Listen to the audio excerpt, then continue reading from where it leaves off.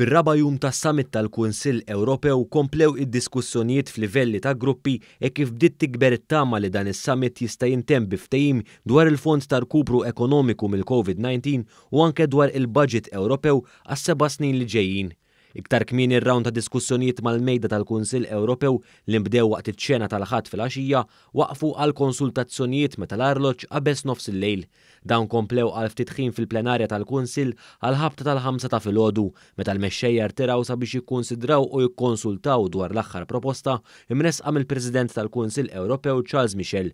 Fil-fatt il-Prim Ministru Malti Robert Abela għatta l-ġurnata f'diversi laqgħat bilaterali u multilaterali ma' mexxejja oħra Ewropej. Is-sitwazzjoni fil-Kunsill tibqa' kemm xejn maqsuma hekk kif pajjiżi meqjusa sinjuri bħal Olanda, l-Awstrija, l-Iżvezja u d-Danimarka jridu kontroll strett kif jintefaq il-fond ta' 1.8 triljun euro u pajjiżi oħra li batew sew fil-pandemija bħal Italja u Spanja li jridu fond iżjed ġeneruż. F'kumment mal-midja l-Prim Ministru Robert Abela qal li huwa importanti li l-mexxejja Ewropej iħallu Brussell bi ftehim hekk kif in-nuqqas tiegħu jista' jibgħat messaġġ mhux mixtieq. Il-Prim Ministru Malti kien kawt fil-kummenti tiegħu iżda ottimist li jintlaħaq ftehim dwar il-Fond ta' Rkupru.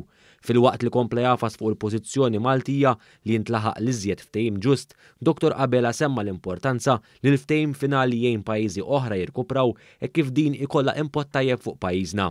Mistoqsi dwar il-proposta li torbot loti ta' fondi mal-istat tas-saltna ta' dritt, punt li qajjem kontroversja fil-konfront tal-Ungerija, Dr. Abela qal li m'għandux problema b'din il-kundizzjoni fil-waqt li fakkar fir-riformi u t-tibdil li qed tagħmel Malta f'dan ir-rigward.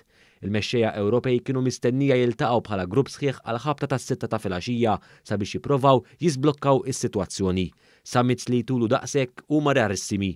Fil-fatt dan is-summit li beda nhar il-ġimgħa li għadda huwa t-tieni l-itwal wieħed fl-istorja tal-Unjoni Ewropea.